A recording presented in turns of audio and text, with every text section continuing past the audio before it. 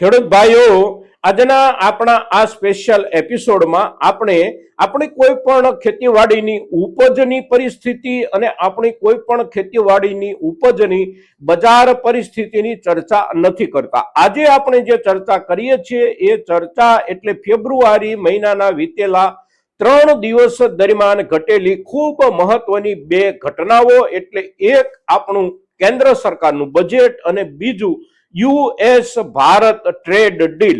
આ બંને મુદ્દાઓ ઉપર આપણે આજે ચર્ચા જે કાંઈ કરી રહ્યા છીએ એ ચર્ચામાં એકંદર મુખ્ય મુદ્દો છે આપણા ખેતીવાડીની ઉપજ કે આપણી ખેતીવાડીના કોઈ પણ ઉપજના બજાર ભાવની સ્થિતિની સાથે આ બંને ઘટનાઓનું જોડાણ કેટલું છે અને આપણી કોઈ પણ ઉપજની બજાર પરિસ્થિતિ કે આપણી કોઈ પણ ઉપજની ઉત્પાદન પરિસ્થિતિ પર આ બંને ઘટનાઓની અસર કેવી પડી શકે છે, ટૂંકા ગાળા માટે પણ અને લાંબા ગાળા માટે પણ કેવી અસર પડી શકે એના ઉપર અને એમાં પણ ખાસ કરીને આપણી કૃષિ ઉપજ અને કૃષિ બજાર સાથે સંબંધિત જે કાંઈ મુદ્દાઓ એની અંદર છે એ મુદ્દાઓના આધારે આપણી ખેતીવાડીની વ્યવસ્થા અને આપણી ખેતીવાડીની અવસ્થા કેવી રહી શકે એ મુદ્દાની જ્યારે ચર્ચા કરીએ છીએ ત્યારે આજના આપણા આ એપિસોડમાં, આ વિડીયોમાં આપ સૌ દર્શક મિત્રો અવશ્ય બન્યા રહેજો. નમસ્કાર ખેડૂત મિત્રો, જય કિસાન, જય ભારત. ખેડૂત ભાઈઓ, આજે જે કાંઈ આપણે ચર્ચા કરીએ છીએ એ ચર્ચા એટલે 2 થી 3 ઘટનાઓ, એમાં પણ 2 મહત્વની ઘટનાઓ. એક આપણું કેન્દ્રીય બજેટ અને બીજું અમેરિકા અને ભારત વચ્ચેના ટ્રેડ ડીલ થી ઊભી થનારી નવી પરિસ્થિતિ. હવે આ બંને ઘટનાઓની સાથે સાથે અને બંનેની વચ્ચેની એક ઘટના જે છે એ ઘટના એટલે EU ટ્રેડ ડીલ, એટલે કે યુરોપિયન યુનિયન સાથે આપણા દેશે જે ટ્રેડ ડીલ કર્યું એ પણ તાજેતરની જ ઘટના છે. પણ એમાં મુદ્દાઓ જે કાંઈ હોય અને એની સાથેના વેપાર વ્યવહારો આપણા જે કાંઈ હોય એની બહુ અસર આપણા દેશમાં નથી થતી યુરોપિયન યુનિયન સાથેના વેપારની, અને તેથી એની આપણે ચર્ચા કરવાની ખાસી એવી જરૂરિયાત નથી હોતી, એટલે એને આપણે છોડીએ છીએ. પણ આપણા માટે 2 અગત્યની ઘટનાઓ એટલે કેન્દ્ર સરકારનું બજેટ અને અમેરિકાની સાથે આપણા થયેલા ટ્રેડ ડીલના મુદ્દાઓ. તો સૌ પહેલા આપણે બજેટ તરફ એક નજર નાખીએ તો બજેટ જાહેર થયું આપણું 1 ફેબ્રુઆરી રવિવારના દિવસે અને આપણા નાણામંત્રી નિર્મલા સીતારમણજીએ સરસ મજાનું વાંચી સંભળાવ્યું આપણને અને આપણે સૌએ સાંભળી લીધું.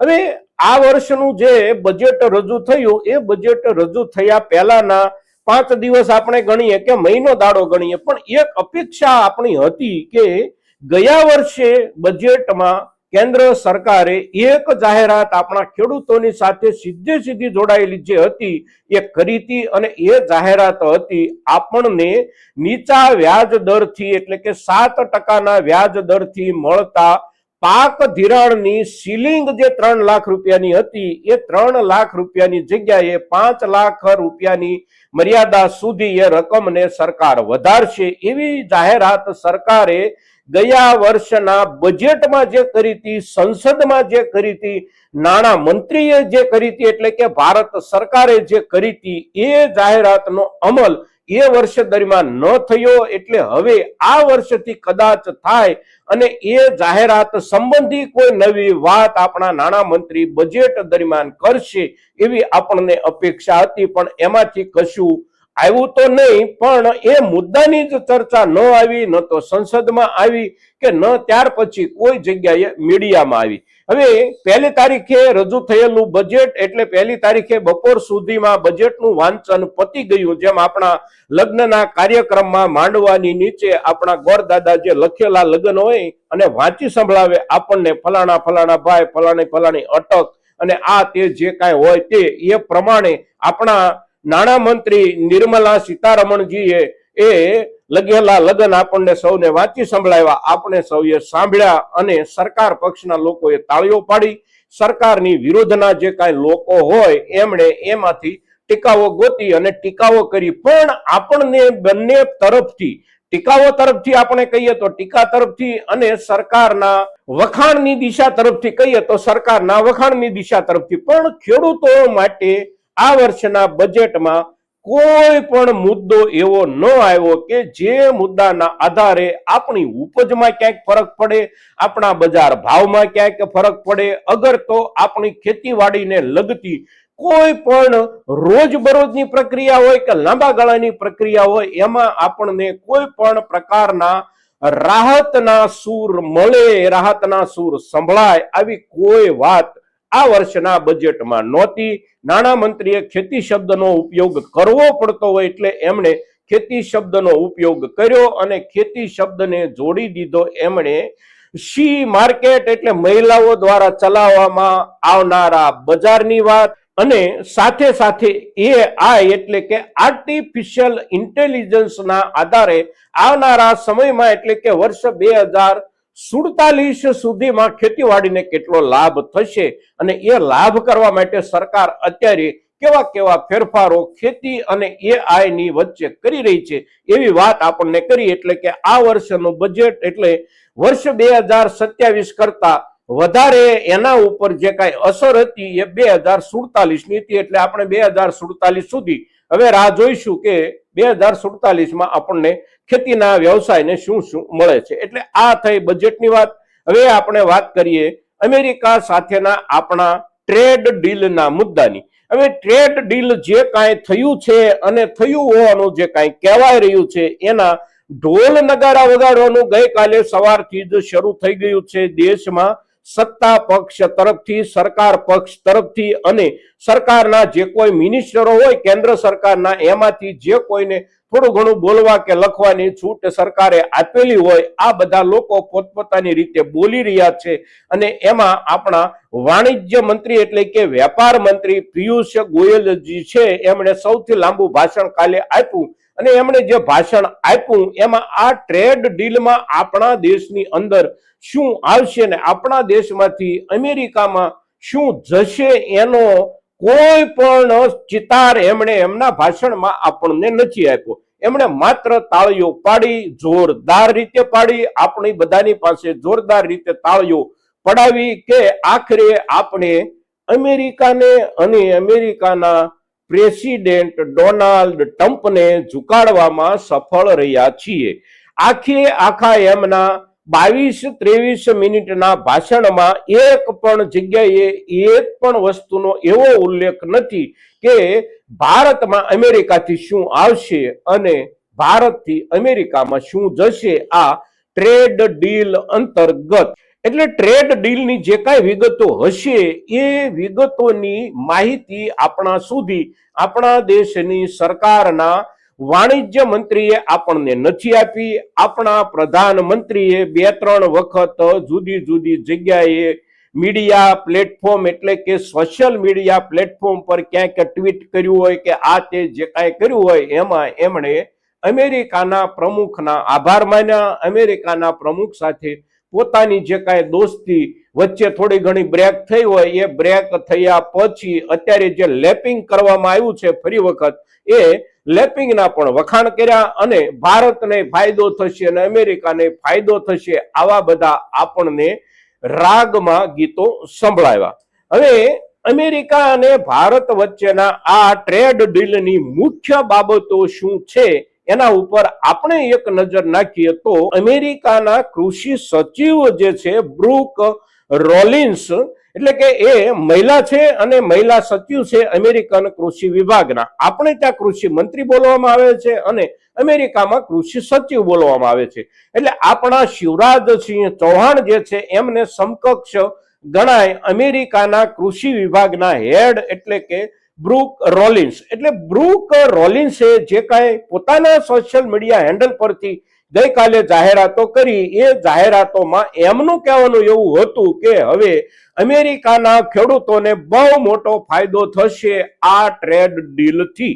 એટલે કે અમેરિકાના ખેડૂતો પોતાને ત્યાં જે કાંઈ કૃષિ ઉત્પાદનો ઉપજાવે છે એ કૃષિ ઉત્પાદનોને વેચવા માટે ભારતનું 150 કરોડ લોકોનું બનેલું વિશાળ માર્કેટ અમેરિકાના ખેડૂતોને ઉપલબ્ધ થશે.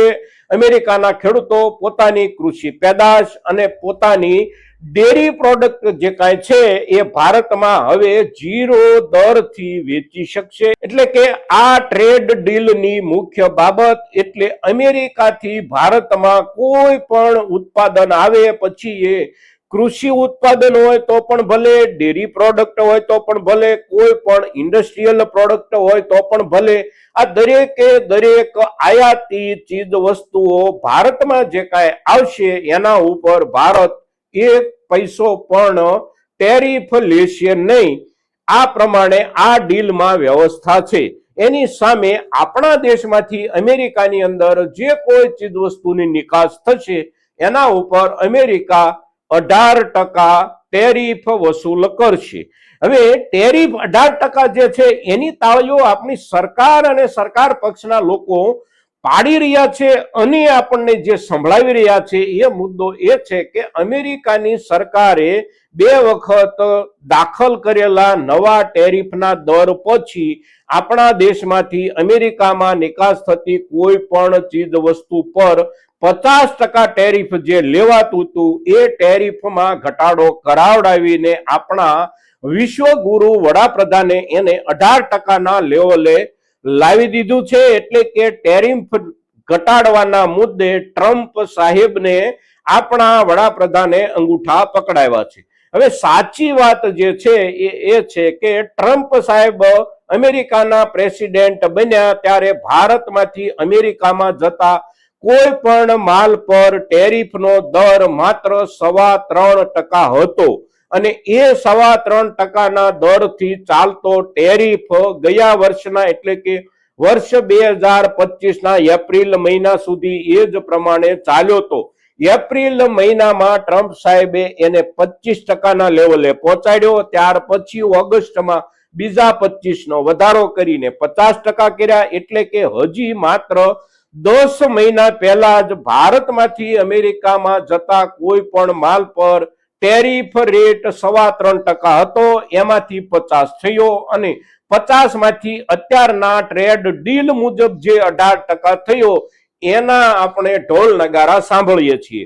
સામે આપણા દેશની અંદર અમેરિકામાંથી આયાત થતી કોઈ પણ ચીજ વસ્તુને આપણા દેશમાં સંપૂર્ણપણે ડ્યુટી ફ્રી આયાત કરવાની રહેશે અને એના ઉપર પણ આપણે તાળીઓ પાડવાની છે. હવે આની અંદર આપણી કૃષિ પ્રોડક્ટ જે કાંઈ છે આ મુદ્દો આપણને સૌથી મોટો અસર કરતા મુદ્દો છે.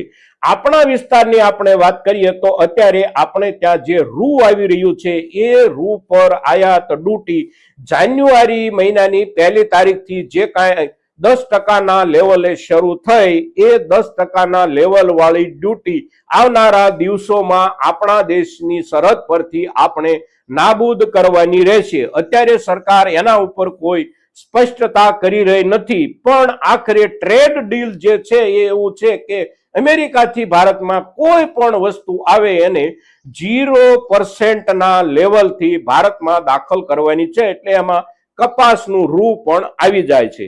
એ ઉપરાંત બાકીની 2-3 કૃષિ પ્રોડક્ટ એટલે કે એક સોયાબીન અને બીજું મકાઈ. સોયાબીન અને મકાઈ આખી દુનિયાને અમેરિકાએ વેચવા પડે એટલું અમેરિકામાં ઉત્પાદન છે અને અમેરિકા જે કાંઈ વેચે છે એમાં એનો સૌથી મોટો ગ્રાહક છે ચાઇના. પણ ચાઇનાને વેચતી વખતે અમેરિકાની કોઈ પણ પ્રકારની દાદાગીરી ચાલતી નથી. ચાઇનાને ઈચ્છા પડે એ પ્રમાણે ચાઇના પોતાને ત્યાં એના ઉપર ટેરિફ લગાડે છે, વધારે છે, ઘટાડે છે અને પોતાને ઈચ્છા પડે એટલો જથ્થો ત્યાંથી ખરીદ કરે છે. ચાઇનાને લાગે કે અમેરિકા પાસેથી અત્યારે નથી ખરીદવું તો એ આર્જેન્ટિના પાસેથી પણ ખરીદે છે ને બ્રાઝિલ પાસેથી પણ ખરીદી લે છે, ખાસ કરીને મકાઈ અને સોયાબીન જેવા પાકો. એટલે અમેરિકાએ ગમે તેમ કરીને આપણા દેશને સોયાબીન અને મકાઈ વેચ્યા વિના છૂટક્યો નથી, પણ એને આપણને વેચવું છે કોઈ પણ પ્રકારના ટેરિફ લાગ્યા વિના અને એમાં અમેરિકાને સફળતા મળી છે. લાંબા ગાળે એટલે કે મહિને 2 મહિને કે 4 મહિને આપણા દેશના મકાઈ અને સોયાબીન ઉગાડતા ખેડૂતો માટે ભાવોને લઈને મોટામાં મોટી સમસ્યા ઊભી થઈ શકે છે. હવે ડેરી પ્રોડક્ટ એ પણ એકંદર આપણે જોઈએ તો કૃષિ સંલગ્ન વ્યવસાય છે અને કૃષિ સંલગ્ન પ્રોડક્ટ છે અને આપણા દેશમાં અમેરિકાની કોઈ પણ ડેરી પ્રોડક્ટ આ ટ્રેડ ડીલ અંતર્ગત હવે આવી શકશે 1% ટેરિફ લાગ્યા વિના. હવે આ ટ્રેડ ડીલ થી અમેરિકાને જે કાંઈ ફાયદા થવાના હોય એમાં પણ ખાસ કરીને અમેરિકાના કૃષિ વિભાગને અને અમેરિકાના ખેડૂતોને જે ફાયદા થવાના હોય એની વાત અમેરિકાના કૃષિ સચિવ એટલે કે અમેરિકાના ખેતીવાડી મંત્રીએ જે કરી એ ખૂબ આનંદ અને ઉત્સાહ સાથે કરી અને એ એમનો અધિકાર છે કે એમના દેશના ખેડૂતોને આંતરરાષ્ટ્રીય માર્કેટથી મોટો લાભ થવાની શક્યતાઓ અને સંભાવનાઓ જે કાંઈ ઊભી થતી હોય એ ઊભી થતી સંભાવનાઓ માટે એ તાળીઓ પાડે, એ આનંદમાં આવે. પણ આપણા દેશના કૃષિ મંત્રી શિવરાજસિંહ ચૌહાણ હજી ચૂપ છે કે ભારતના કૃષિ વિભાગને, ભારતના ખેડૂતને આ ટ્રેડ ડીલથી શું ફાયદો થશે એના વિશેની એક પણ વાત આપણા કૃષિ મંત્રીએ કરી નથી, અથવા તો આપણા કૃષિ મંત્રી આવી કોઈ પણ વાત કરી શકવાની સ્થિતિમાં નથી. એટલે કે ભારતમાંથી કોઈ પણ કૃષિ પેદાશ મોટા પાયે અમેરિકામાં જાય અને ભારતના ખેતીવાડી વિભાગને કે ભારતના ખેડૂતને કાંઈ પણ ફાયદો થાય એવું આ ટ્રેડ ડીલમાં કાંઈ હશે નહીં. જો 1 રૂપિયાનો ફાયદો થાય એવું હોય તો આ પ્રચાર નિષ્ણાંત માણસો જે સત્તામાં બેઠા છે એ 100 રૂપિયાનો ફાયદો આપણને થતો હોય એટલો મોટો ભવ્ય પ્રચાર કરી નાખતા હોય છે આપણી સામે. પણ આપણા કૃષિ મંત્રી શિવરાજસિંહ ચૌહાણ હજી ચૂપ છે. હવે અમેરિકા પાસેથી આપણે આ ટ્રેડ ડીલ અંતર્ગત ખરીદવાનું શું શું છે? તો અમેરિકા પાસેથી આપણે જે કાંઈ ખરીદવાનું છે અથવા તો અત્યાર સુધી આપણે જે કાંઈ ખરીદતા આવ્યા હોઈએ એમાં એક છે હેવી ઇન્ડસ્ટ્રીઝ મશીનરી, બીજું કૃષિ પેદાશો અને ત્રીજું એનર્જી ફંડામેન્ટલ એટલે કે કોલસો અને ક્રૂડ ઓઇલ. હવે ક્રૂડ ઓઇલ હમણાં આપણે છેલ્લા 3 વર્ષથી રશિયા પાસેથી સસ્તું ખરીદતા હતા એવું આપણી સરકાર કહેતી હતી. આપણને સસ્તું નથી મળ્યું 1 પણ રૂપિયો, કારણ કે આપણે જોઈએ છીએ કે આપણા ડીઝલના ભાવમાં કોઈ ઘટાડો નથી થયો. સરકાર ગમે તેટલું સસ્તું લાવતી છે અને ગમે તેટલું સસ્તું લાવી અને ગમે તેને વેચી દેતી છે, પણ આપણને ખેડૂતોને ડીઝલ હજી સસ્તું નથી મળતું. એટલે રશિયા પાસેથી આપણા દેશમાં આવતું ક્રૂડ તેલ સસ્તું આવતું હતું કે મોંઘું આવતું હતું એની આપણને જાહેરાતો સિવાયની કશી ખબર સીધી નથી. આપણા તરફથી આપણે જ્યારે ખરીદવા જઈએ ત્યારે આપણને સસ્તું નથી મળ્યું.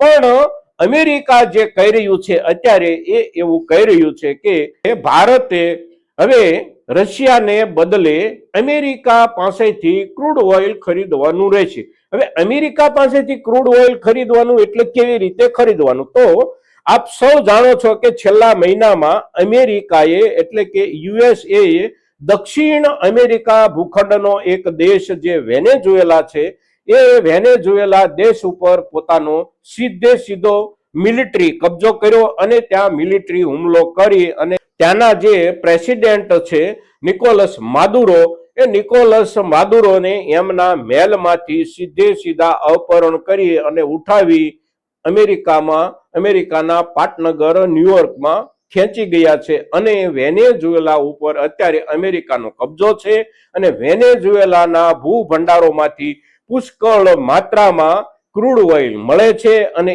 એ ક્રૂડ ઓઇલ આપણે ખરીદવાનું રશિયા પાસેથી જે ખરીદતા હતા એની જગ્યાએ વેનેઝુએલાના કુવાઓમાંથી નીકળતું ક્રૂડ ઓઇલ આપણે ખરીદવાનું અને એ ક્રૂડ ઓઇલ આપણને વેચશે અમેરિકા, કારણ કે અત્યારે હવે વેનેઝુએલા ઉપર અમેરિકાનો કબજો છે. તો આપણે ભારતે અમેરિકા પાસેથી શું ખરીદવાનું છે એની તમામ જાહેરાતો અમેરિકાના પ્રેસિડેન્ટ એટલે કે ડોનાલ્ડ ટ્રમ્પ સાહેબ અને અમેરિકાના કૃષિ મંત્રી બ્રુક રોલિન્સ આ બંનેએ કરી છે ગઈકાલે આખો દિવસ. એની સામે આપણા દેશની સરકાર તરફથી એક પણ ચીજ અંગે આપણને એવું બતાવવામાં નથી આવ્યું કે આપણા દેશમાં અમેરિકામાંથી 0 ટેરિફના હિસાબથી કઈ ચીજ વસ્તુઓ આવશે અને ભારતમાંથી કઈ ચીજ અમેરિકામાં નિકાસના રૂપમાં જશે. પણ એક વસ્તુ ફાઇનલ છે કે અમેરિકામાંથી ભારતમાં જે કાંઈ આયાત થશે આ તમામે તમામ આયાત એમાં રૂ પણ સમાવિષ્ટ છે કે 0% ટેરિફથી થશે અને ભારતમાંથી અમેરિકામાં જે કાંઈ જશે એના ઉપર અમેરિકા 18% ટેરિફ લગાડશે મિત્રો.